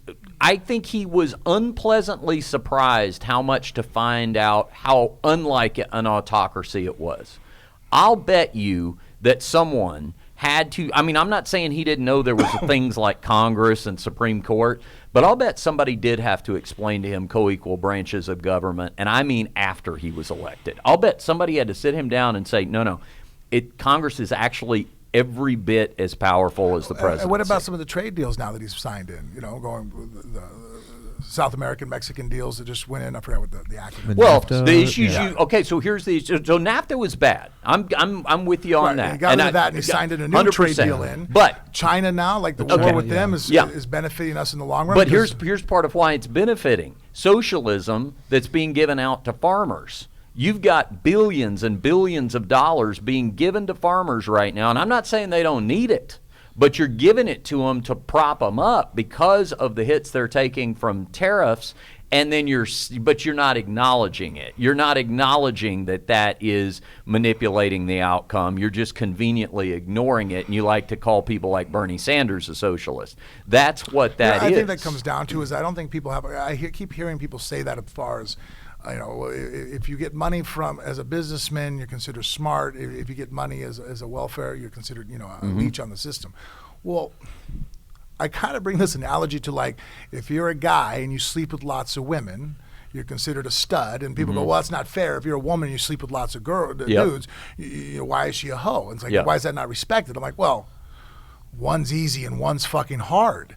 And so being a farmer and establishing and receiving that help, there's still a benefit to society, and they're giving and producing it just because of what the government's making choices right now.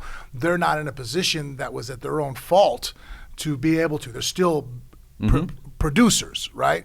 Whereas when you sometimes get on people's ass about someone, I get it. You see someone that's fucking laying at home, you're like, hey, so you're pulling a fucking welfare check? Yeah, like, well, what's wrong with you? I'm just in between jobs. Have you been fucking looking? That bothers people. And so I think that's why the insult in different areas. I'm okay with the support, but what I'm saying is they won't acknowledge that. See, if you'll acknowledge it, then we're cool. Yeah, but they won't acknowledge that is socialism. It's like, how many people do we run into that'll say, I'm be damned if I see this country turn to socialism? My first question for them is, okay, so let me ask you a question. Right, so let me ask you a question. Are you okay with any socialism? Now, if they say yes, if they say certain areas, then we have a different discussion. But if they say no, that's not what happens in this country. Okay, VA. Okay, on a municipal level, fire department, police department, and of course they're going to be okay with that. So then it becomes, okay, you're all right with some levels of civil socialism. Engineering infrastructure, right? I mean, we wouldn't have highways and stuff. I get it. Well, that's like when the right goes like, oh, these, what were the people what were they called when they did the protests at Teabaggers? No, the at Wall Street, the Occupy. Yeah, the Occupy Wall Street. It's like, the Occupy Wall Street guys, every one of them has got a Starbucks and an iPhone, but they hate capitalism. That's as like lame as, I think your argument is as lame as like that argument that we go off. Because like obviously there's socialism and there's government policies, and I think there's a big difference between the two.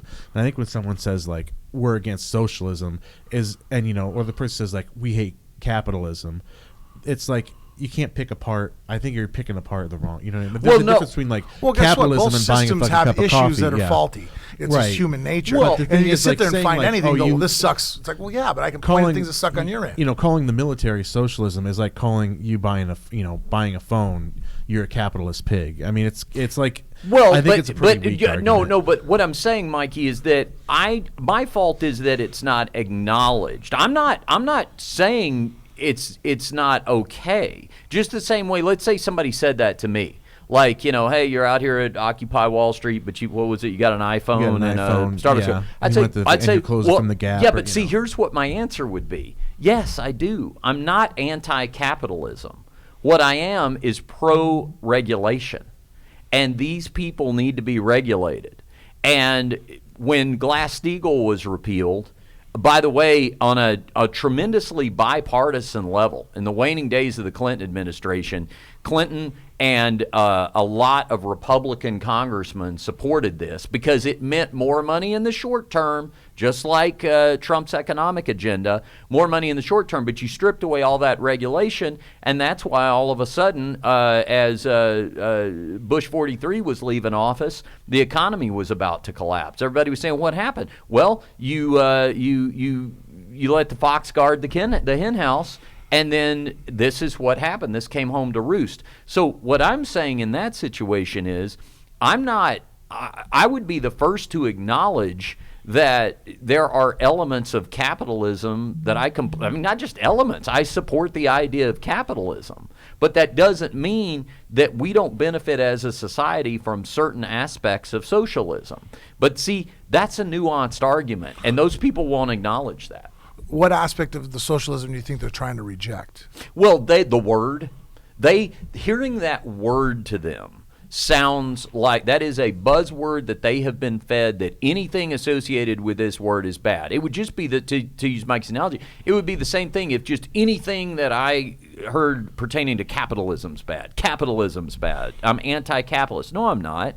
But I do recognize that it has to be because unregulated is always going to give opportunity to opportunists. And the same thing, by the way, with unregulated socialism. Well, and then speaking about the regulation and stuff, yeah. I see now in the bigger picture why deregulating some of our EPA codes made sense.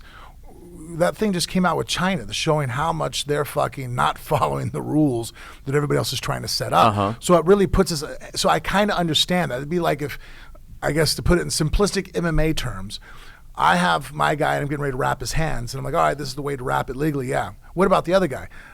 It's up to him whether he wants to follow it or not. I'm like, but we're going to compete in the same arena. Yeah. I'm all, well, what's he doing? It's unregulated, just fucking doing whatever the fuck he wants with his raps. I'm like, well, we're going to do that too. They're like, yeah, but that's not healthy. It can cause injuries and this and that. I'm like, but it's going to give us an advantage in the fight right now, right? Yeah. I'm like, all right, well, let's win this fight and we can talk about getting the other guy to fucking do the right thing, and then we'll do the right thing. But us going first, I think so. I don't know. I'm just not for that. So I kind of understand where it's like that argument. It puts us at a disadvantage on a capitalistic, in the free market world where, well, we're going to follow certain agenda and regulations, and now we got to compete in the free market with guys like in China specifically that do not follow those same regulations and same concerns for the environment and whatnot.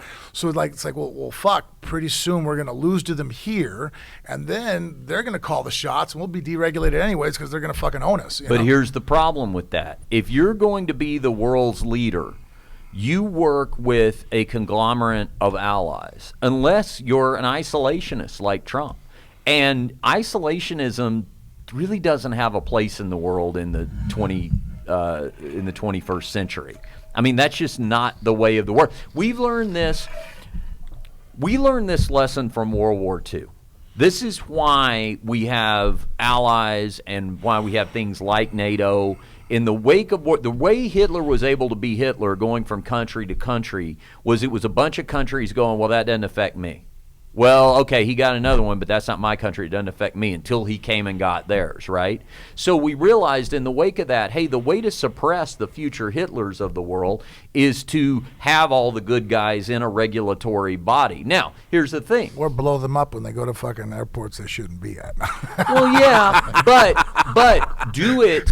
But if we would have caught Hitler back in the day in Moscow, we could have took a shot at him. Yeah, it would have been a good idea. But here's the thing: do it as a collective. Yeah, you can do that, but you're not. That's not what Trump is. Trump is the turn everything upside down. I'm pissed and I'm antagonizing our allies, and I, for some reason, mysteriously champion strongmen autocrats. He wishes he could be that. He wishes he could be Vladimir Putin, and he can't. And I think he was probably very surprised when he got into office that it wasn't more like the way that you run your Trump Industries or your former Soviet Union, for that matter. What do you mean Congress is co-equal branch of government? What do you mean I have to get their authorization to do that? I'm the president, and somebody told me that Article 2 of the Constitution says I can do anything I want. That is a dangerous person, and it's dangerous whether you're a Republican or a Democrat. Maybe I'm very simplistic in thinking this. I am, and that's how I fight and break most things down. But if the tax cuts make the economy better, and we have seen now that the economy is great, doesn't that generate to where even though the tax percentage is lower, it's taking from a bigger pie? Well, no, because that money doesn't get reinvested in the economy the way that supply-side economics believers would have you So is that basically think. what I'm following up is supply-side economics? Yes. The idea of supply-side economics is top-down. The idea is if you give the wealthiest among us the larger tax break, that they will then take that money and reinvest it in the economy. But if that's what the tax breaks have just done, aren't we seeing that But in it action? didn't do that. No, that's not what we're seeing. What we're seeing is... So why is everybody's 401k at high? Why is unemployment? Because Wall Street loves it. Because you're giving back to them, and by the way, at the same time, you're also stripping away regulation, so they love that. But what they did was... But then why does it seem like the economy... then it is trickling down, because I'm not saying the economy is good because I'm basing it off our top 1%.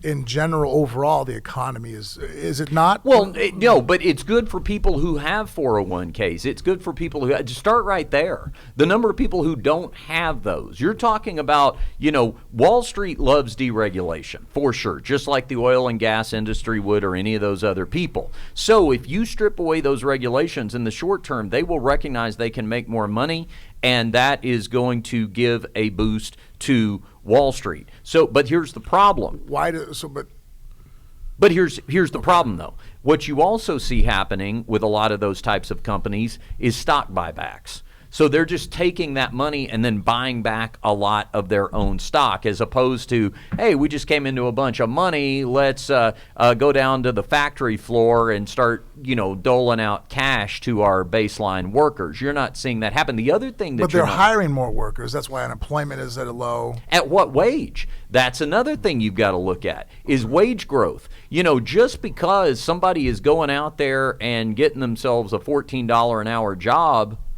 See how you do on $14 an hour in this world. That's great. It's better than having a no dollar an hour job, but it's also still not getting you to where you need to be to not be wealthy, but let's be honest, just to be reasonably comfortable in this world. So there's another issue there. Listen, you've heard me say this before.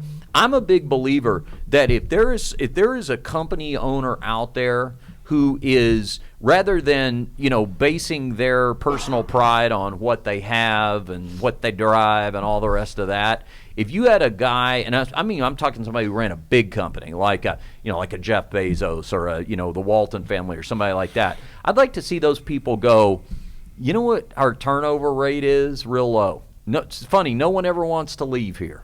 Because we keep giving raises, and when we do great, everybody does great, and our workers make far above the national average for their position. Like, if you show me those things, I want to reward those people all day long. But the point is, we don't put any of those parameters on them. We just say, here's the break, and we trust you to do the right thing. But they don't put their, when you give those breaks to people at the bottom, these are people living paycheck to paycheck. So they take all their money and they put it right back in the economy. That is a great way to infuse the economy, because those people don't have any money in the bank. But when you do that to top tier people, all they're doing is looking to grow their company's worth, which invites a lot of things like stock buybacks. You know, one thing you can say about this conversation, I think you'll agree, Mikey, is it's been completely one-sided. Yeah, I don't know if that's what if 79 Wexford, if he did happen to give us one more chance, hopefully he's well, I'm gonna tell you something. That's what pisses me off about somebody like that. Not that they disagree. And with also, us. wages are up in the last decade. The wage growth has been up. But by what? I mean, I'm talking about being able to keep up. The fastest wage growth. But again, yes. But again, but compared to what and how is that legitimately affecting the average? Because I'll tell you this right now.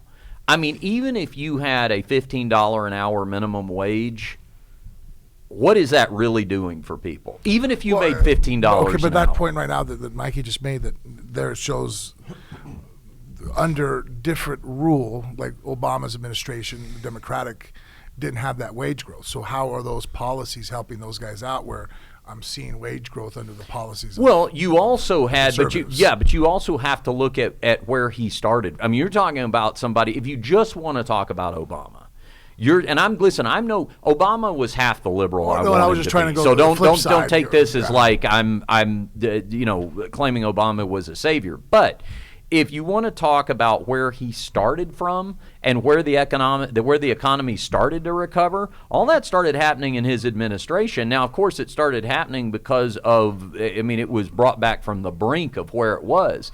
But that brink was caused by bipartisan support. And this is where I blame Clinton just as much as I do the Republican congressmen who were in at the time for stripping away that regulation. This is a bipartisan universal truth that if you strip away that regulation, the worst thing you can do is look at the man and say to them, I trust you, buddy, you're on the honor system. Yeah, I know you'll do the right thing, and walk away. Now, if you want to incentivize them to do the right thing and say, hey, you know what, tax breaks all day long for you when I see you taking care of the working man. That's cool. I'm with that. But nobody champions that. And that's what my big issue with them is. And that's why you see this ebb and flow to this thing. Again, if maybe, let's say you didn't vote for Hillary Clinton in the last election. Okay. But one thing about Hillary Clinton is she was showing you how she was going to pay for every dollar she was going to spend. You may not have liked where she was getting the money if you were in the top 1%, but she could show you where it was being spent.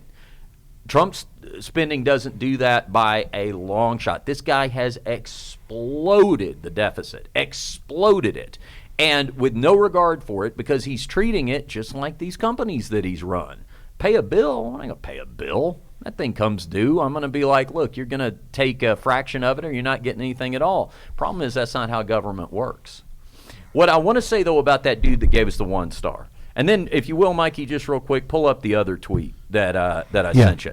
Because, listen, you want to give us fair criticism, that's fine. Absolutely. In fact, if the guy actually did want to make a point, he could articulate it in an email, and then we'd read it and talk about it here on the air.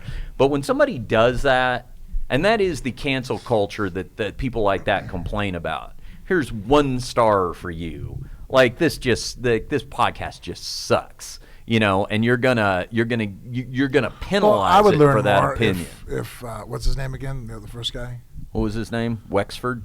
Oh, Wexford. Yeah, I just clicked it out. I would hope that somehow it gets back to him if he's not watching the show. If he can point out some of the things you said in your argument, that's what I'm saying. Incorrect, because I want to hear it, and if it's not correct, then That's right. I'll be happy to answer those. Now, here is a tweet from a guy about the very same episode 256. What does that say, Frank? Honestly, the episodes of Phone Booth Fight that I enjoy the most are the ones where at Richard Hunter and at Frank Mir talk politics and life. Good stuff. Hashtag MMA Twitter. All right, well, that's from Seth. We appreciate it. But it goes to show you that, there's different appeals for everybody. But I guess my point is, if you want to be in the conversation, just get in it. Don't hate the fact the conversation is being had. participate in it. I like these talks. I get it, though. Sometimes you don't want to hear about it. I feel like politics now can be all over the place, and sometimes if you just want an outlet. And I think that's what, especially sports are kind of the outlet, So I do get it and understand that sometimes you just don't. But then you know what? Next episode we talk all about, we do an hour and a half of fight breakdown. But his point wasn't that I wish you wouldn't talk about politics. Right. His point was We were talking about politics. Yeah, and as a conservative, I feel like that, like liberal politics are out there, and I don't think I was here for 256, so maybe I wasn't here. You've lived it before. Yeah, there wasn't anything. But there wasn't anything about it that wasn't, But I do like want to any of just the chime other in a little episodes. bit and say I do get it sometimes. If you want, like, you just want to escape for a little bit, and sometimes but our show has never been that. It's never been to, like, we talk MMA for an hour and a half and that's it. Right. You know what I mean? So if you're a fan of the show, it's not like in the last week we started this. You know what I mean? But here's what this show is. Here's what it is. It's our friendship. That's what it is. That's how it was born. I mean, this show was born. We're going on our 5th year now. This show was born on Frank's back porch, where we'd sit out there late at night and just talk about stuff. And nice to be able to smoke a cigar and do the show at the same time. Yeah. Well, I would know about that, but I'll take your word for it. But yeah, I mean, it was about MMA. But it was also about other stuff. We're not pretending to be interested in any of this. If we're not interested in it, we wouldn't be talking about it, True. And we're probably also not talking about a lot of stuff other people talk about just because we're not interested in it or we don't get it. I saw our buddy Dan Hardy this past weekend at the fight, and I always bring this up, but Dan is the person who told me how well I would get along with Frank before I knew Frank. That's right. And because I was friends with Dan, and Dan was always saying to me, "Man, did you ever really sit down? You and Frank Muir need to just hang out, sit down. You're very much the same, but we're same, but we're different in a lot of ways. I mean, we just had a little back and forth there. We've got different perspectives on things, but the point is, we're having the conversation. Yeah. Neither one of us is sitting here going, "Boy, you are so wrong, Frank, and you're lucky I'm not telling you why. You're lucky I'm not getting. I could, but I'm not going to get into any of that." That would hurt my feelings if you didn't tell me the whys. Exactly. So this is genuine. This is, if this podcast weren't happening, these are the same conversations that would be happening between us, and that's why we do it. So I don't know. Cool. I just think but we're pointing out a couple of different perspectives there. But if you just if you're a fan of, you don't even have to agree with one person over another or whatever. But just know that kind of stuff is out there, where it's like, I'm not really honestly evaluating the quality of this podcast. I heard something I didn't like, so I have to penalize somebody.